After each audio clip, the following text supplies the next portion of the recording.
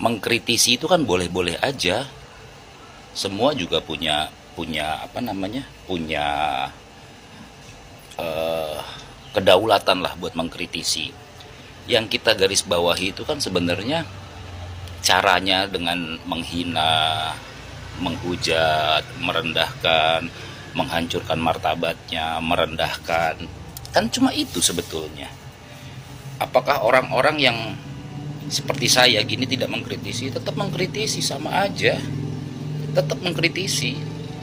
Tapi tidak dengan menghujat, merendahkan, membuat berita palsu, mengunggah-unggah yang ada di media sosial yang kita tidak tahu kebenarannya.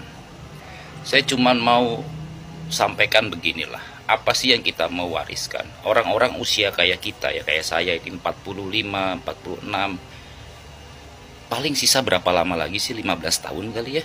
Itu pun udah hebat banget gitu ya. Tapi apa yang Anda mau tinggalkan gitu ya untuk orang-orang yang memang hari ini handphone itu jadi sumber informasi. Bayangkan, generasi-generasi kita ini nanti ujungnya itu hanya diisi orang-orang yang gampang terpengaruh, tidak dapat informasi yang benar, kemudian lisannya dengan mudah bilang maaf nih, maaf ya, maaf. Kata-kata dungu, tolol, kemudian ya yang begitu-begitulah. Yang saya merasa ketika saya kecil sampai besar itu saya nggak diajarkan hal kayak gitu, sehingga mengucapkan hal seperti itu pun jadi hal yang tabu gitu loh. Tapi hari ini coba Anda saksikan, kata-kata seperti itu kan seolah-olah udah jadi hal yang lumrah dengan alasan demokrasi bebas bicara. Kebablasan, Mas. Maksud saya adalah kritisi-kritisi aja nggak apa-apa kok. Emang kenapa kok dikritisi?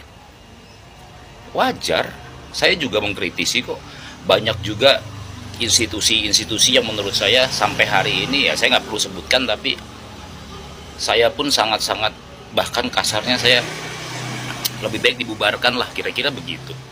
Tapi kan tidak dengan menghujat, mengeluarkan kata-kata kotor di depan publik, karena bukan cuma tujuannya yang kita pengen capai.